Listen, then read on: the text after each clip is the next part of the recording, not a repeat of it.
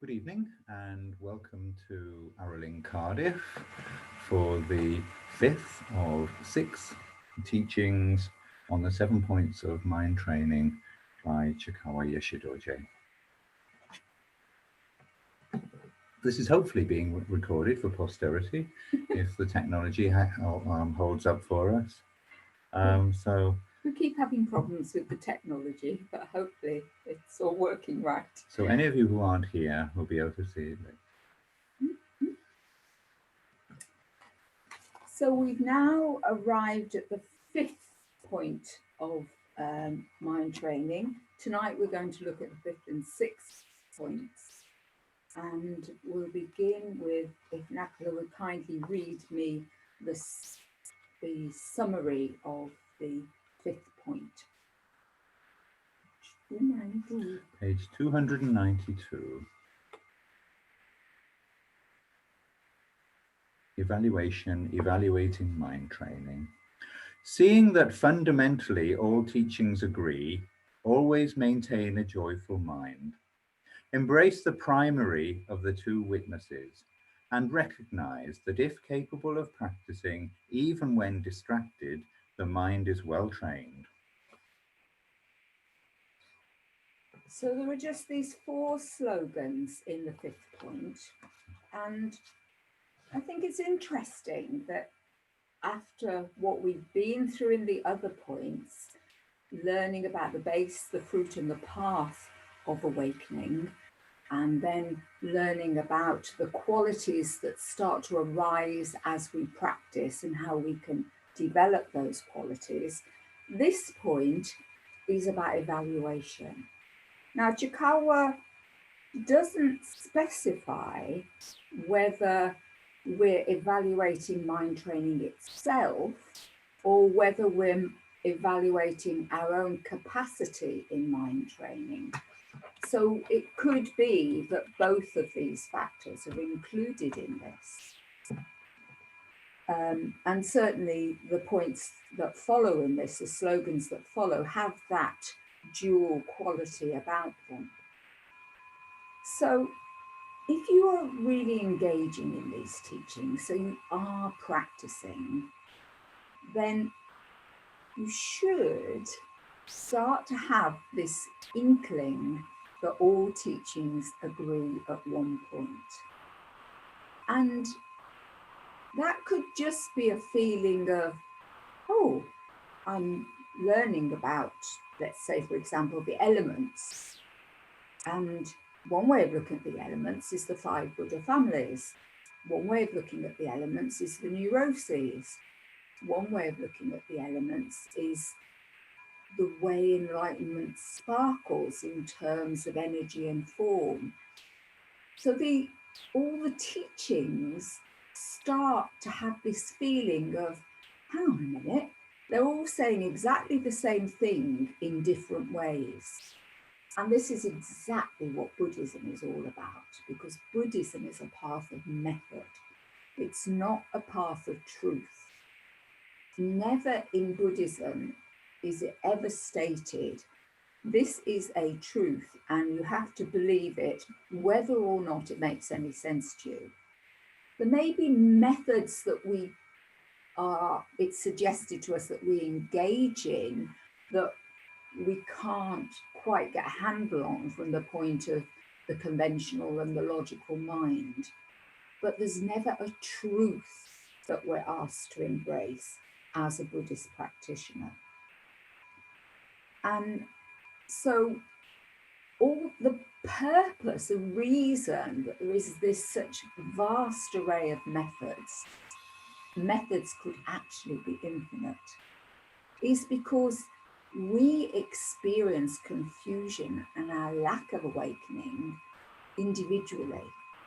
And therefore, the ways of experiencing that dualism are infinite.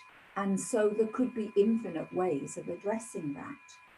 And all the different paths of practice arise in response to an awakened person recognizing a method that can approach the particular confusion of an individual.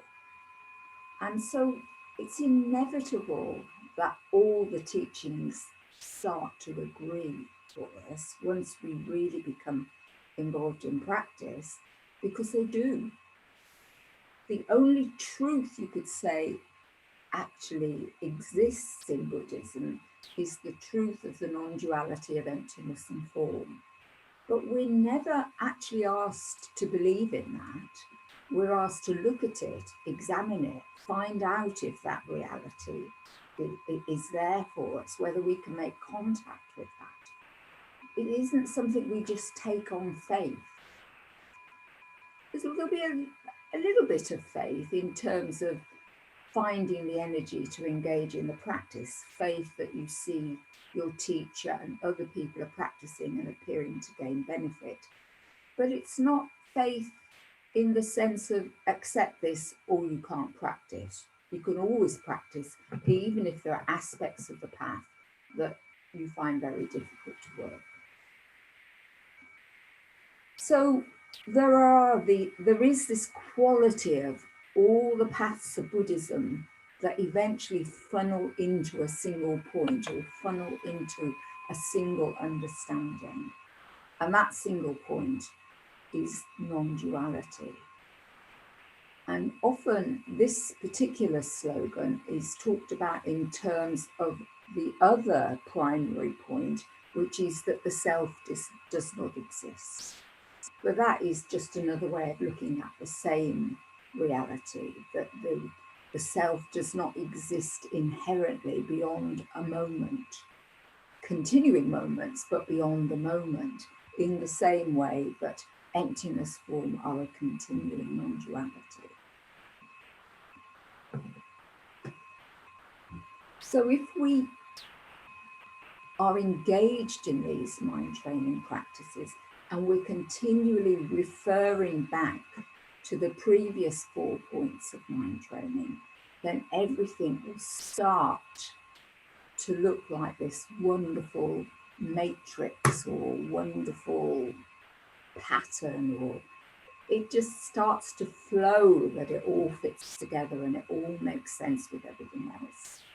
And the beauty, or one of the beauties of coming to understand and realize that, is that you can then listen to teachings from any of the vehicles, read books based in any of the vehicles, and understand them, because you understand that different vehicles have different bases, paths, and fruit, use language in a different way, have a different view of what it means to awaken. And once that is understood, but despite that, they're all pointing in the same direction, then you can really embrace the practice and go and hear teachings from any teacher, read books written by any teacher, approach it from any direction.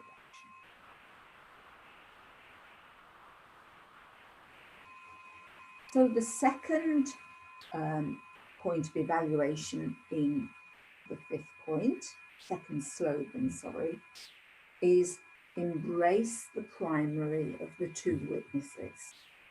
And the 2 witnesses are self and other. I think this is an interesting one to arise at this point in the teaching, because what this is saying is that you are a practitioner now.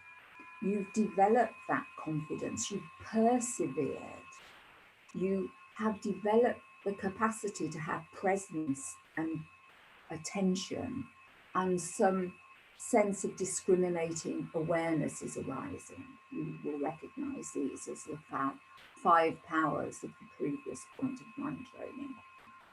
So because of this confidence, you can look at yourself and how you're doing in your mind training with that confidence, with that basis. And you can evaluate for yourself whether you are doing all right, whether you really are practicing, whether you really are engaged in the practice fully. And then you don't need to worry about what anybody else thinks of you. There are lots of stories around this. For example, that Dzogchen practitioners who base their practice in Dzogchen engage in a lot of silent sitting rather than a lot of ritual practice.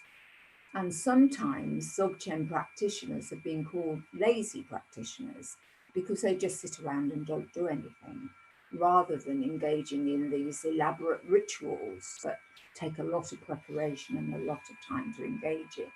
And that is a fundamental misunderstanding of the nature of the path and the differences in manifestation of the different vehicles.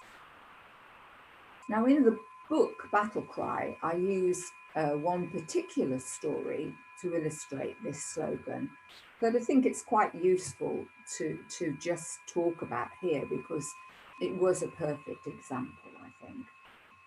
And that was that I used to go to a particular riding school when I returned to horse riding after a long break in my life. And I was having weekly lessons. I joined a class and I was having weekly lessons. I had the idea that it would be nice to have lessons because I'd never really had lessons before. I basically learned to ride from a gypsy, which involved being put on the horse at different paces until you stopped falling off. And that was pretty much it. There was very basic techniques you might be taught, but it wasn't in any way sophisticated. So, for example, I'd never been able to embrace the discipline of dressage because I simply didn't have the background training to be able to do that. But I could ride. I knew how to develop a relationship with a horse. So it was interesting to come into these lessons and to start learning those techniques, even though I had a lot of previous experience as a rider. Now, in this class, it was an adults class. There was a tendency for there to be certain people who were favourites and got the better horses. And then there was the rest of us who got whatever was available and often not the better horses.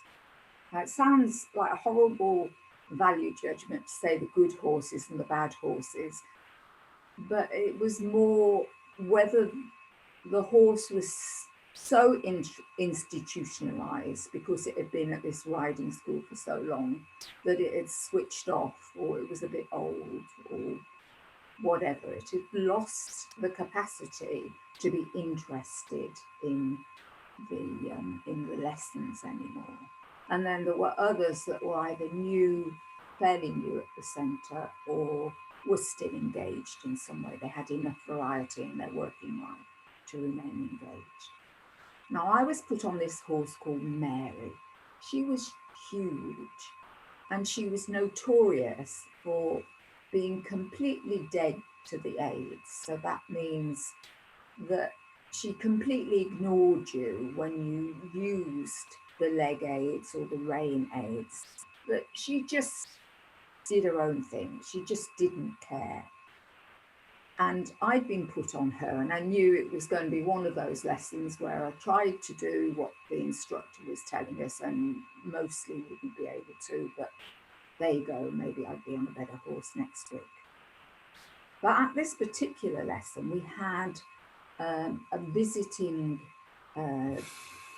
trainer, because the usual trainer, they were short-staffed because of people being on holiday. It was in the summer.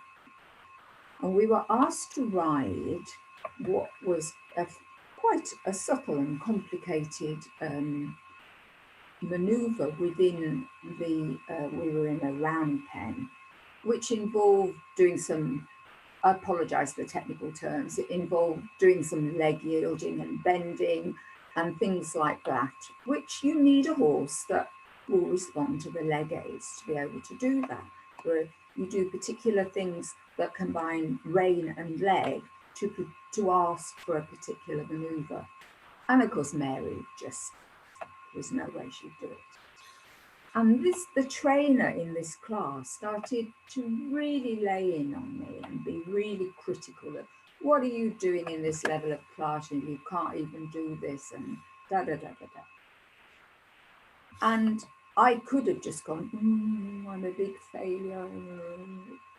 Yeah, okay. But I tried to respond, well, I did respond calmly and pleasantly to her. And I said, the reason I'm not succeeding in doing this maneuver is because of the horse I'm on. And she said, oh, that's nonsense. Everybody always blames the horse when you can't do things. Da, da, da, da, da. And there was one particular little horse in the class that I'd always wanted to ride and never been given. And one of their trainee instructors was on it.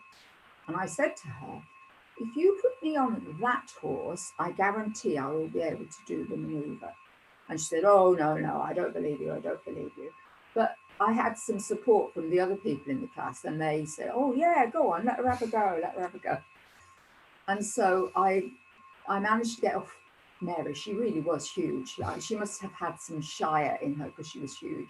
So I managed to get off her and got on this lovely little horse. And the trainee, the trainee instructor very nobly clambered up onto Mary. Can't remember the name of the other horse. And I then started the maneuver, did it absolutely perfectly first time, and came back to where I was. And this temporary instructor just sort of and hadn't got anything to say really. So I had that confidence in myself that I could ride the maneuver if I was able, given the opportunity to ride the maneuver on a horse that would respond. The training instructor tried to ride the maneuver on Mary and completely failed. And Mary was never used in our graded class again. But that is an example of having confidence in the inner teacher, having confidence in myself as a horse rider that I could do what was necessary. And this slogan is encouraging us to look to the inner teacher, look at our own awareness of our capacity for practice, and judge ourselves, evaluate whether we are really engaged with mind training. Now, the third slogan in this set of 4 is probably one of my all-time favourite slogans in the whole 59. And this is always be joyful. Sometimes it's put as always maintain a joyful mind. But I've found that in translating the text, they're sometimes actually more succinct than some of the commentaries give them. And it simply says, the ones that I translated, always be joyful. And joyfulness is something that arises through being a practitioner. This is a way to evaluate your practice, because if that joyfulness is there, that when life is bad, it doesn't completely unseat you. You don't completely lose contact with appreciation,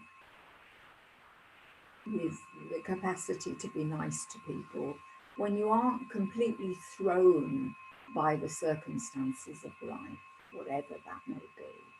And there's this just fundamental level of a quality of joy in your existence, then that is a sign that you are training your mind and that your practice is developing.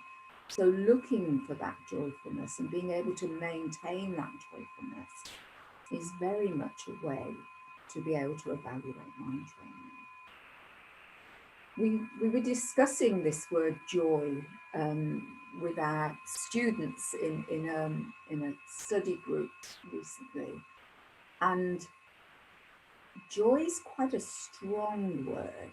I don't think it's a wrong word, but I think it's got a range.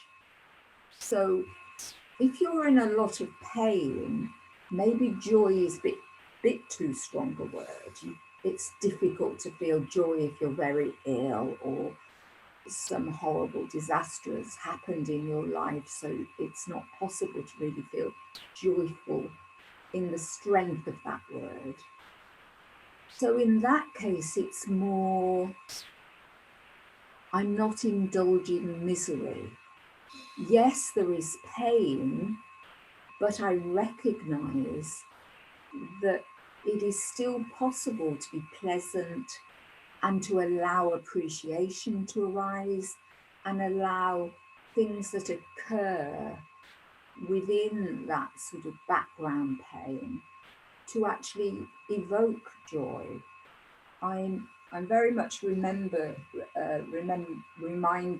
of when my father died, in this particular one, that my father died in very violent circumstances, much younger than you would normally expect. He was only in his 50s.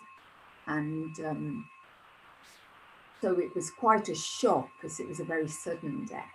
And we were all coping with that shock. And obviously we were very sad.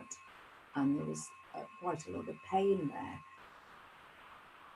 And yet there were moments that were just so lovely, because the family came together and we spent time.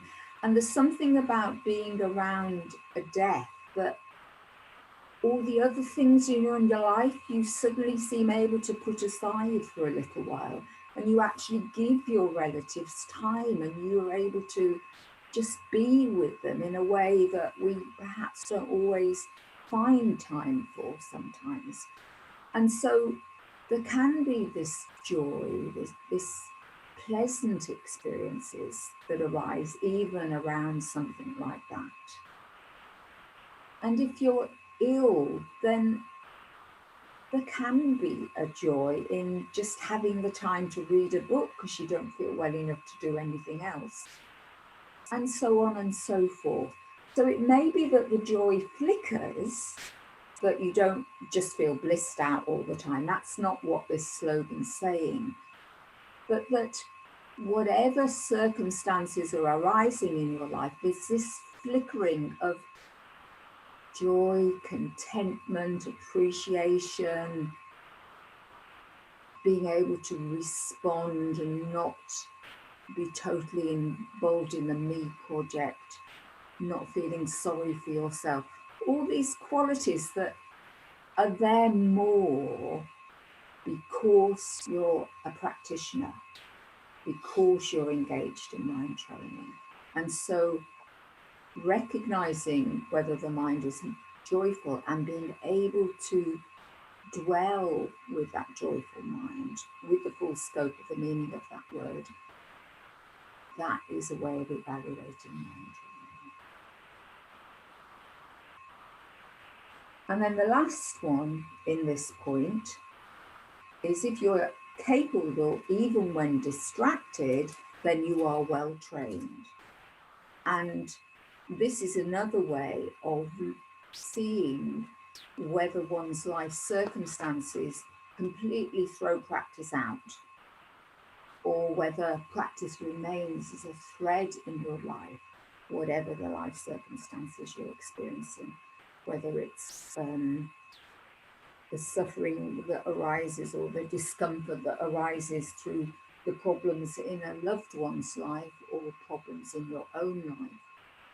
That if that you're able to continue as a practitioner within that setting, that context of difficult life circumstances, then that shows that you are well trained, that mind training is functioning for you as a practice. Have any questions come up? No. Nope. No hands up or anything? No hands at the moment, no.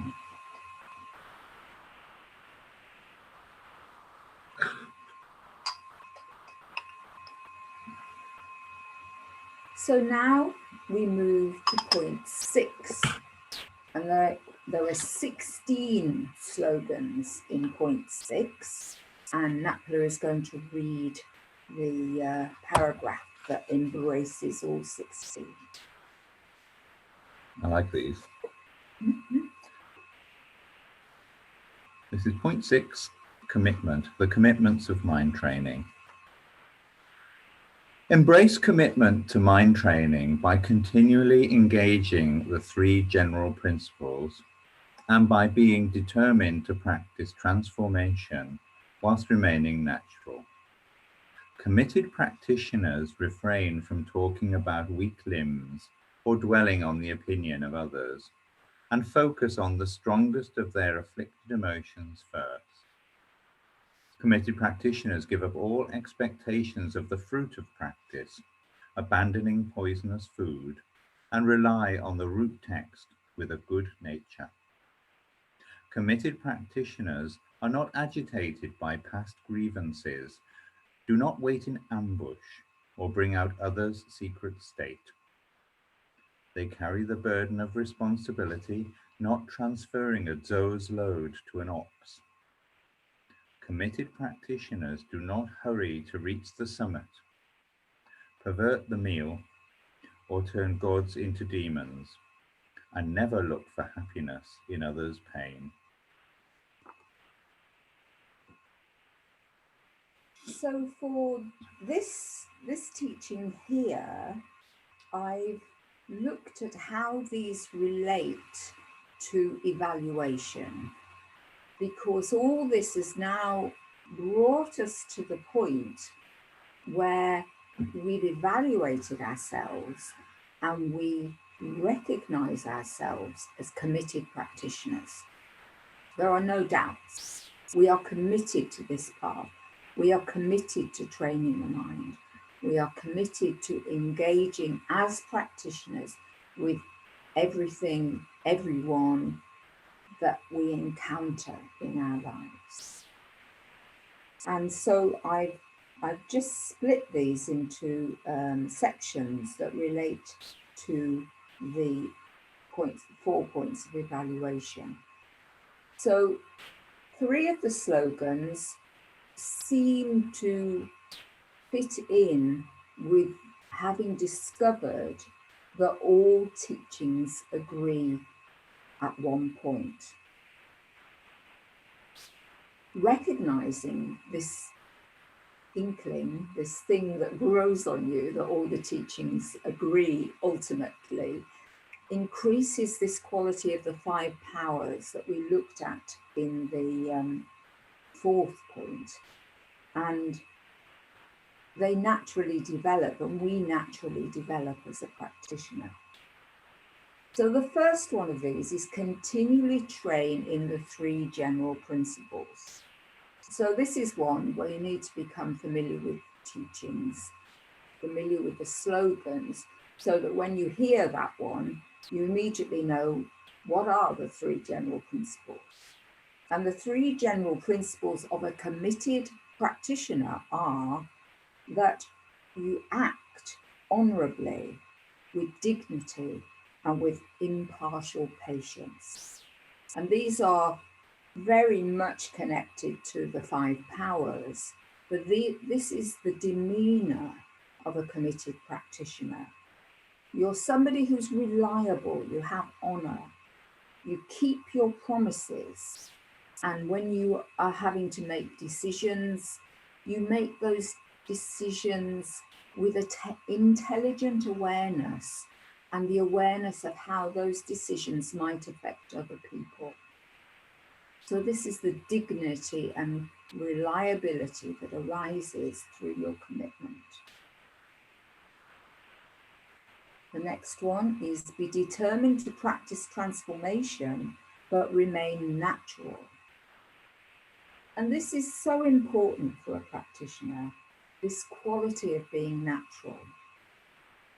Buddhism never asks us to adopt an artificial Buddhist personality. There isn't a particular way you have to behave, or a particular lifestyle you have to have, or particular clothes you have to wear, particular types of friend, what sort of car you have to drive, or whether you have a car, what sort of job you have, whether you have pets or don't have pets, and so on, and so on, and so on. There isn't any sense in which you cannot be you, whatever you means, and not be a practitioner. Be natural. We're transforming the delusions and the confusion that we experience as individuals. There's no blanket solution. Just as our confusion is individual, our realization will be individual. So we each have different aspects of the path that we're stronger in, we're weaker in, different delusions that are more prominent, different capabilities that come stronger for us. We are individuals, we are individuated. And so from this perspective, it's fine to be you. Enjoy being you. Don't feel you have to change you. I can be a practitioner being exactly the person I am. In fact, it's essential that I'm exactly the person I am, because the qualities that I transform will resonate with some people, and I can become an example or a role model or an inspiration for somebody else's transformation. So being exactly who we are is always inspiring, is always going to be a way to communicate. Bodhicitta is communication. Compassion is communication. So being natural and who we are is always going to be the most beneficial way to be able to help other beings and to be able to awaken.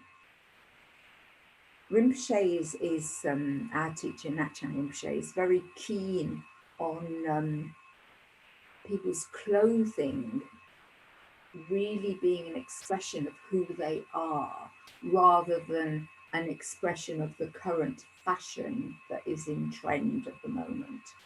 And that we aren't just sheep that follow a trend.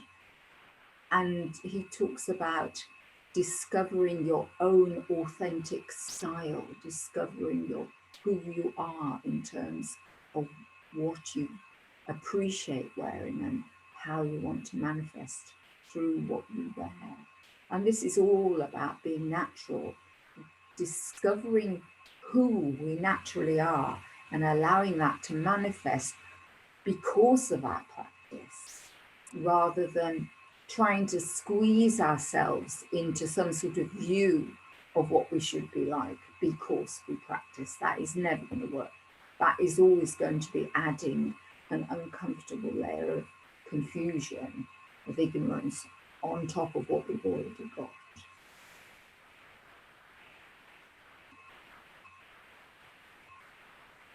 And then the last one that I put that could possibly come under all teachings agree is refrain from talking about weak limbs. So this, in a sense, is kind of the counterpart to the training in the three general principles of honor, dignity, and impartial patience.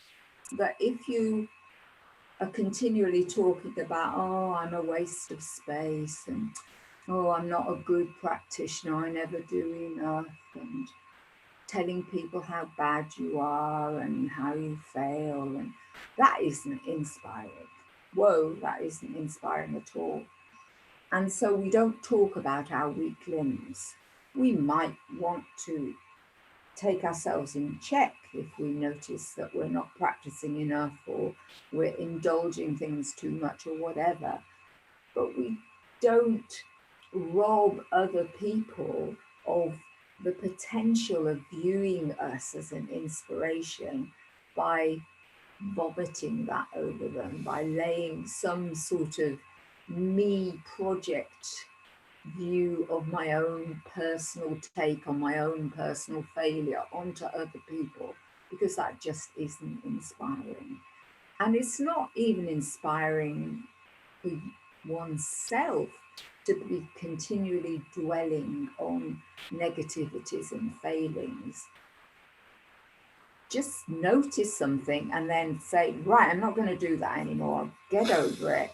And just appreciate the things that you do, the good qualities, and generally appreciate that you are a practitioner, and that's rare. You're committed to this path. That's rare.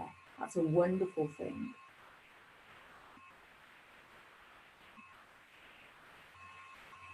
No questions? So now I have the next four I've put in as could possibly be connected to recognizing or having confidence in oneself as the primary witness. The first one is obvious: do not dwell on the opinion of others. So the opinion of others, if it's your teacher, then yeah, you want to take notice of that. But the opinions of others can always be taken with a pinch of salt. It's a good idea to look at them if somebody voices an opinion, but don't feel you have to dwell on it, especially if it appears to contradict your own view of yourself. It's not going to be very useful to continually feel that you can only evaluate yourself through what other people say about you or other people's opinions of you. You have to find that quality of dignity and confidence and certainty in yourself through your practice that you can evaluate for yourself whether you're practicing. The next one is train with the strongest afflicted emotion first. And again, this is about being able to look at yourself. It's very useful to find out what particular emotion you have the most problem with. Am I a person who tends to get irritated? Am I a person that tends to get jealous? Am I a person that tends to be miserly? Am I a person who tends to be stubborn, not listen or change? Am I a person who gets depressed? And so on and so on and so on. It's useful to notice the particular emotional states that come up most strongly and come up again and again and again, and engage with that as practice. Engage with that in terms of transforming, liberating that emotion into the realized quality of that emotion. And so this is really one slogan that says, learn about the teaching, working with emotions, and do it. One slogan embraces that whole teaching, just reminding us that the inflicted emotions connected to the 5 elements are something that we should be learning about and engaging with in terms of the practice of transformation.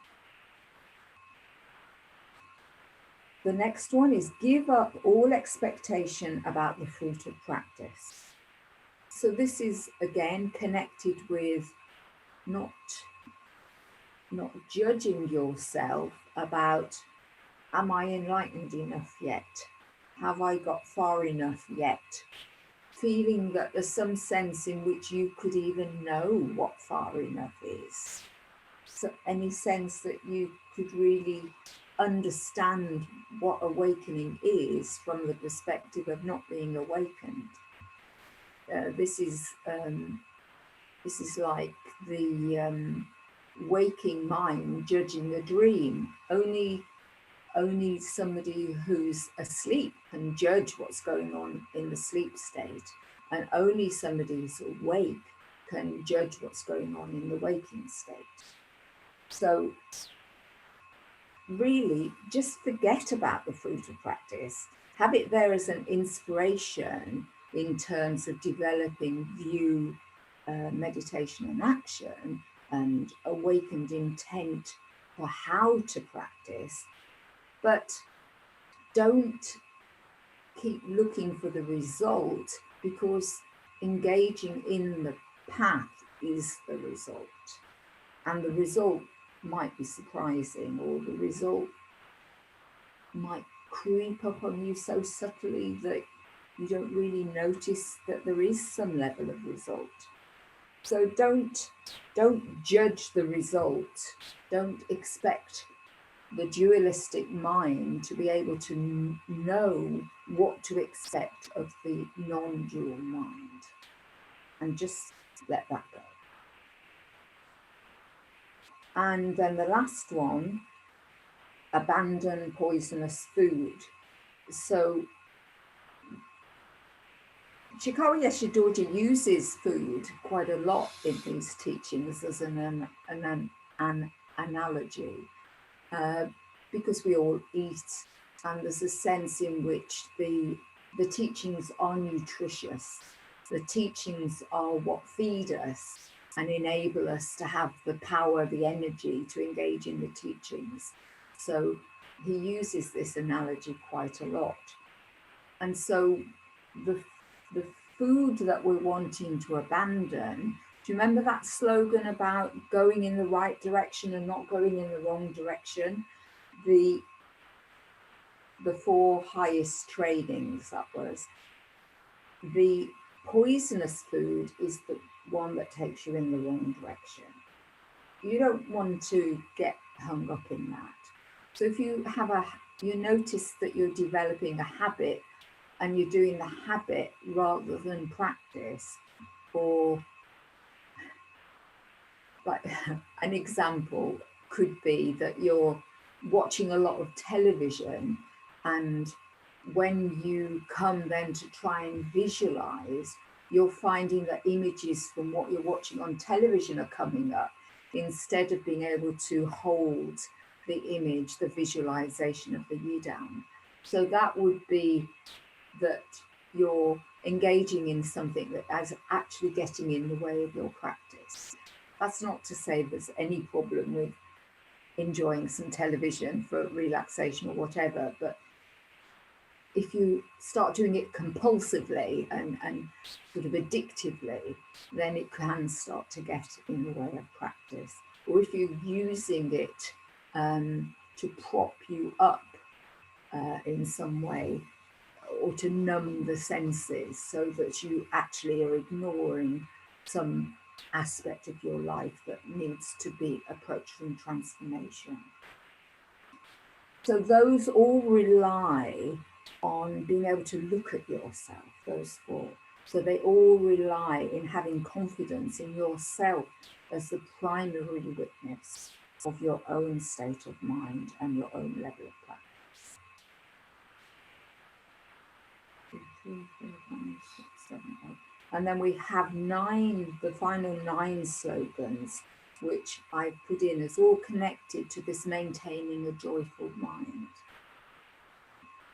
And they're all to do with things that might upset the mind, that might tend to lead you away from remaining in the seat of mind training, remaining in the sample of mind training.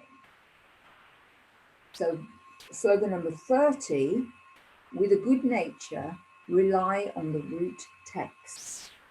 Now I think this 2 words, good nature, is what is pertinent here. That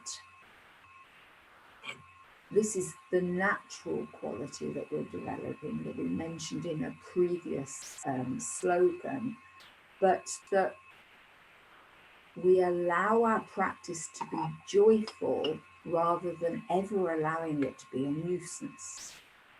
So we don't begrudge the time we spend in practice because we value it. Because as committed practitioners, we understand that if we're spending an hour sitting on our cushion, that could be the most important hour of the day in terms of enabling us to change, enabling us to awaken.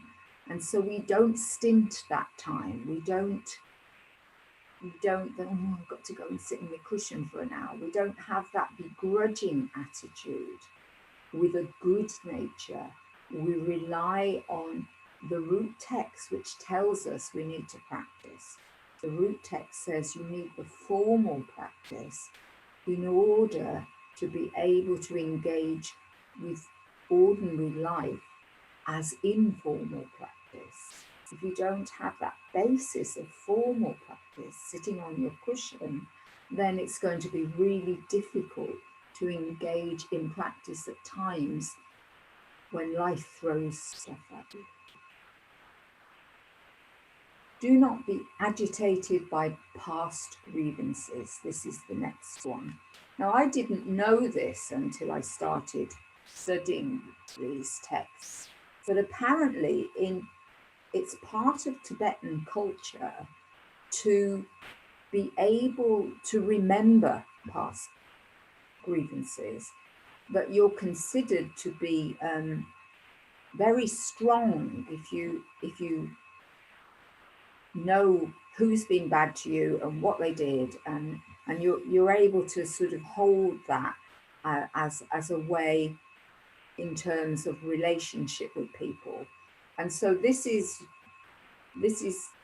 a slogan that is cutting against the culture of the people for whom these teachings were given.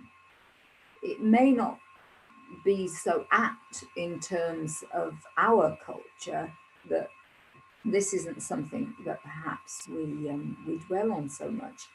But having said that, I've known of families where there was some sort of thing that happened in the past that created a rift. And that rift has gone on for years and years and years.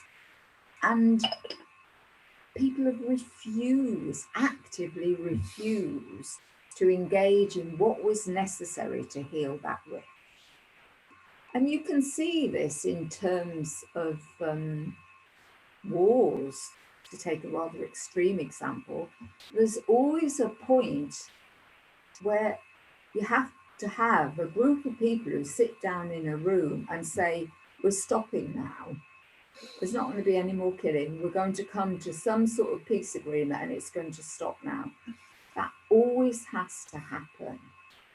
So the teachings say, make that happen now.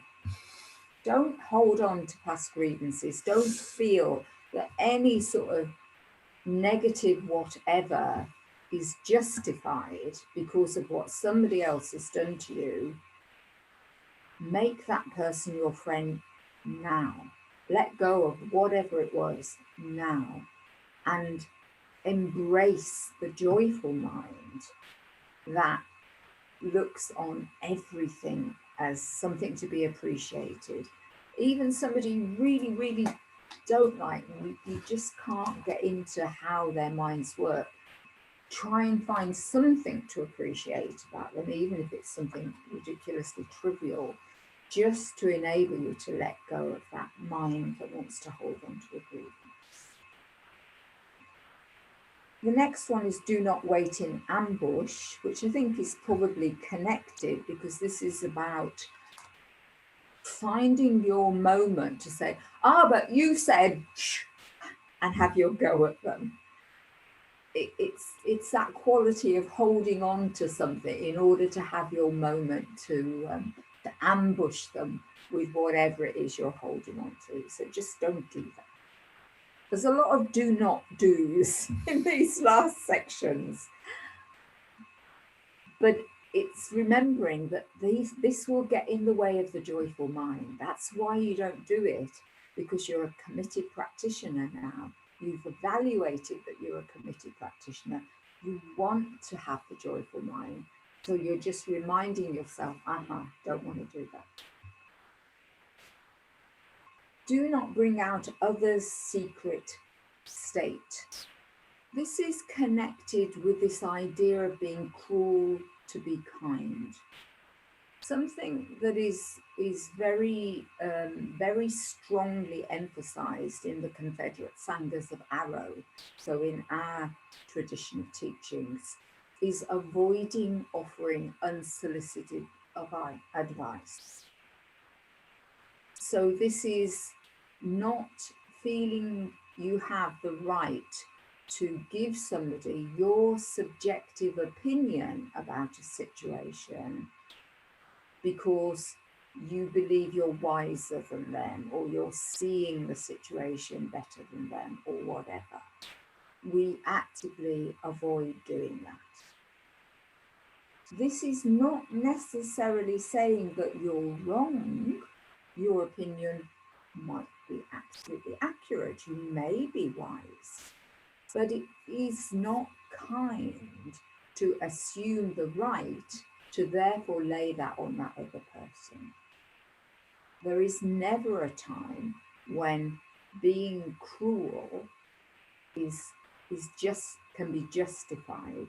Being cruel is never being kind. That's quite important to understand. I'm having to rush a little bit now because we're running out of time, and I do want to finish this set of 16. Do not put a zo's load on an ox. A zo is a cross between a yak and a cow and is stronger than an ox. So a zo is able to carry a much heavier load than an ox. So what this slogan is saying, you know about mind training, you are practicing, you are committed to this practice, therefore you are a zo. You can take that load of the burden of life circumstances, whatever they throw at you. You are able to take responsibility, more so than the person next to you who is perhaps being unpleasant to you. You're able to take that on more because you are a practitioner, because you have a path of practice that enables you to transform the situation. They don't have that. They're not a practitioner. So you are a zo. And so this is very connected to this drive all blames into one, which was way back. So you are prepared to take responsibility, to take on the blame, simply because you have that capacity, you have that responsibility through your recognition of yourself and your commitment as a practitioner. The next one is do not pervert the meal. So this is a little bit similar to abandon poisonous food, but in the connection of the joyful mind, the meal is our life, and it's a banquet. Every moment, every day, we are seated at this banquet, this wonderful feast of opportunity to awaken. And we don't want to pervert that. We don't want to get in the way of experiencing that as a banquet by adding in grievances, adding in distracted emotion, adding in all the ignorance and views that prevent us from regarding our life circumstances as a banquet that we can eat and transform into awakening. The next one is very similar. Do not turn gods into demons. And this is perhaps looking in a more personal way at people rather than the whole circumstance. So the person who is nasty to you is actually more of an opportunity and a greater opportunity for you to transform and practice than the person who is always nice to you, who you like, you find it really easy to be with, and who's going to tend to agree with you because that's why you're close and you're friends. The person that has a different opinion, that jars with you in some way, they are actually the God. They're the one that is giving you this opportunity to engage in the practice of transformation. So don't reject that opportunity and regard them as a demon, as a bad thing, as a thing to be got rid of, because they are offering you this opportunity. And then the last one in this section, do not look for happiness in others' pain. So this is just a reminder that the sort of joyful mind that we're developing and we're trying to encourage to always be there as the quality of our existence, will never enjoy something that has actually been painful for somebody else. So slapstick humor, it's just not going to be regarded as joyful if you have this quality of the mind. If anything is causing pain to somebody else, it should never be a source of joy. We should always have concern for other people's pain. You know those programs you get where somebody slipped on the edge of the swimming pool, fallen in the pool and banged their head on the side, and everybody thinks it's hilarious. The mind that should arise is, oh, I hope they're all right. And if in a moment you see that they are actually all right, then maybe the situation can be understood as funny at that point, but only once you know it's all right. And so often on those sort of programs, you never actually find out if they were all right, because everybody's just laughing at this thing that's happened to them. So never look at situations where other people are experiencing pain as a way. I think another way of looking at this would be, oh, they're getting their comeuppance, jolly good. I'm glad that's painful for them because they deserve that. Nobody ever deserves to be in pain. Even if they've been really horrible to you, if they're in pain, don't enjoy it. A joyful mind is going to be an example of perverting the meal to regard the pain somebody else is experiencing because they're not nice in terms of the me project, rejoicing in that pain because they've been nasty to you. That would be a case of perverting. And so as practitioners, we just don't do that. So all these 16 slogans can all be said to be connected to evaluation.